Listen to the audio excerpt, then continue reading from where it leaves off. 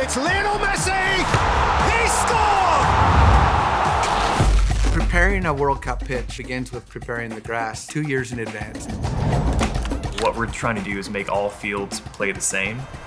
Whether it's in Miami, Vancouver, Mexico City with the high altitudes, they're going to have likely 3 different types of grasses. And our goal is to make sure whatever we put underneath the grass, underneath the sod, makes it play similar across all 3 different regions.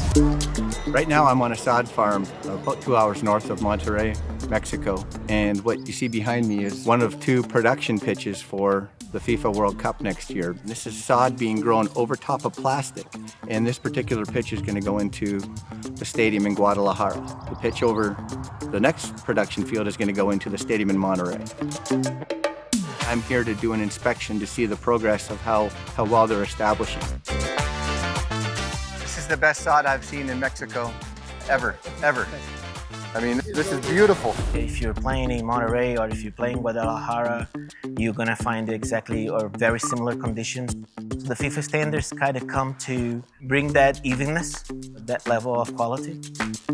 The sod coming for this stadium is going to come just 2 hours away. The same farm is growing the sod for Guadalajara, and that's a 10-hour drive. So it's going to have to get transported in refrigerated trucks so it doesn't overheat on the pallets.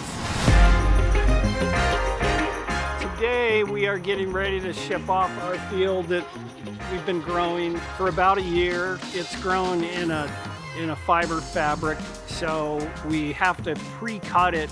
It's a 30-hour ride to Atlanta, Georgia, so we have to cut the sod when it's cool. It can't be too hot, it can't be too wet. So we'll start loading trucks at 8 p.m. all the way through the night to 3 a.m. So it's cool, it spends as little as time rolled up, and then they can pull it out of the truck and install it in the stadium. There's so many people involved in a project like this. Obviously FIFA, obviously the building, but then everybody that FIFA relies on.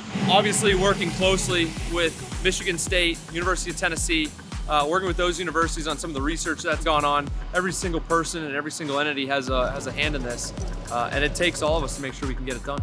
When you've got all these tools that we have to carry out building 16 different fields from Vancouver all the way down to Mexico, and the grass has to be the same consistency, the ball has to drop the same way, whether you're in a cold weather stadium or whether it's indoors. You're constantly having to look at what you're doing and how can we get better. It's the biggest sporting event on earth. It's fun to see the Broncos charge out on our field. This is kind of a whole different thing. You've got the world's best athletes who are playing this incredibly competitive series of events that's got to be good. The world sees a product that comes out of the University of Tennessee.